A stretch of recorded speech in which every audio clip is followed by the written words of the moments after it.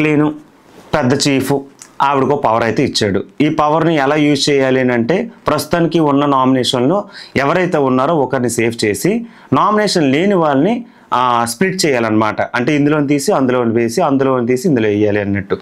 ఇక్కడ ప్రేరణని అవే సేవ్ చేసింది. ఎందుకు అంటే నా క్లీన్లో ఉన్న పర్సన్ కాబట్టి నేను సేవ్ చేయాల్సి వస్తుంది. ఎందుకు నా క్లీన్లో ఉన్న పర్సను కేవలం ఆ డస్ట్బిన్ టాపిక్ దగ్గరనే డిస్కషన్ వస్తుంది.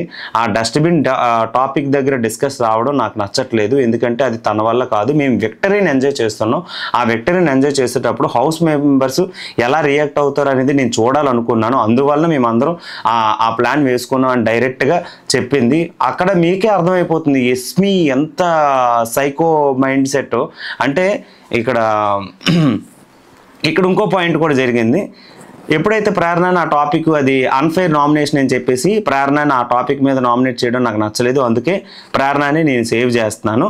తరువాత విష్ణుని నేను నామినేట్ చేస్తున్నాను అని చెప్పింది. ఎందుకునంటే అక్కడ వాళ్ళు క్లీన్లు నైని టీం వాళ్ళు ఎఫెక్ట్ అయ్యారు. ఎందుకంటే ఒక్క కుకింగ్ టీం కాకుండా రిమైనింగ్ అన్ని వర్క్స్ వాళ్ళ టీం మెంబర్స్ ఆ 5 మెంబర్సే చేయాలి. దట్టు లేడీస్ చాలా వర్క్స్ చేయాలి. చాలా ప్రెజర్ ఫీల్ అవుతున్నారు.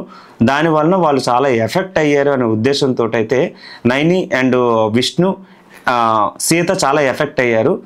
విష్ణుప్రియ ఏడవడం వలన యష్మికి వాళ్ళ టీంకి వాళ్ళ ఎఫెక్ట్ అవుతుందంట. అంటే విష్ణు యొక్క ఫీలింగ్స్ వలన యష్మి గేమ్ పాడవుతుంది అనే ఉద్దేశంతో అయితే నామినేట్ చేసింది. అది నాకైతే అర్థం కాలేదు. అంటే ఇక్కడ ఫీలింగ్స్ని కూడా కంట్రోల్ చేయాలనుకోవడం కరెక్ట్ కాదు. ఎవరి ఫీలింగ్స్ వాళ్ళవి, ఎవరి గేమ్ వాళ్ళది. ఇప్పుడు విష్ణు ఏడిస్తే వాళ్ళ గేమ్ ఆగిపోద్దా, విష్ణు ఏడకపోతే వాళ్ళ గేమ్ ఆడిపోద్దా? అంటే ఇప్పుడు మనకంటే ఎమోషనల్గా చెప్పేటప్పుడు ఆమె అప్పటికప్పుడు ఒక వైల్డ్ క్యారెక్టర్గా చాలా అప్పటికప్పుడు ఏడ్ చేసింది, రంగులు మార్చింది, ఓసరవిల్ల కనిపించింది. అప్పుడు మరి హౌస్ మేట్లో ఎవరికైనా సరే ఎఫెక్ట్ అవ్వచ్చు కదా, ఇటువంటి క్యారెక్టర్ ఏంటి ఇలాగని చెప్పి. సో ఆ ఫీలింగ్స్ని ఎవరు కంట్రోల్ చేసుకోలేరు. ఆ ఎమోషన్ అనేది బయటికి రావాలి. బయటకు వస్తేనే కొన్ని ఇష్యూస్ క్లియర్ అవుతాయి. ఆ ఎమోషన్స్ని ఎవరు కంట్రోల్ చేయలేరు అని చెప్పేసి నేనైతే అనుకుంటున్నాను.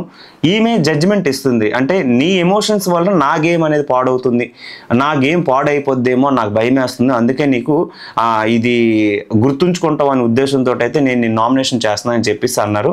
అయితే నామినేషన్స్ అయితే క్లియర్ అయ్యి తర్వాత వీళ్ళు డైనింగ్ టేబుల్ దగ్గర కూర్చునేటప్పుడు యష్మి వచ్చి కవర్ చేసుకోవడానికి కవరింగ్ స్టార్ లాగా ఇంకా అక్కడ దగ్గరికి వచ్చి విష్ణు దగ్గర అయితే చెప్తుంది. విష్ణు దగ్గరికి వచ్చి ఏమని చెప్తుంది అంటే, నువ్వు నాకు హౌస్ మేట్స్ అందరూ చెప్పడం వల్ల ఆ పాయింట్స్ నేను ట్రిగ్గర్ చేసుకొని చెప్పాను, కానీ నా పర్సనల్ ఒపీనియన్ అయితే కాదు. అది నువ్వు గుర్తుపెట్టుకో. ఇది నా అభిప్రాయం కాదు. హౌస్ మేట్స్ అందరూ నాకు చెప్పిన మాటలని నేను గుర్తు చేసుకొని చెప్పాను అని ఇక్కడ డబల్ గేమ్ అయితే ఆడుతుంది. అంటే ఈ నామినేషన్కి హౌస్ మేట్స్ యొక్క ప్రాబ్లమే. అంటే వాళ్ళ క్లీన్లో ఎవరో 2-3 చెప్పిన మాటలను పట్టుకొని నేను చేశాను, కానీ నా పర్సనల్ అభిప్రాయం కాదు అనే ఉద్దేశంతో నేను చేస్తున్నాను చెప్పడం జరిగింది.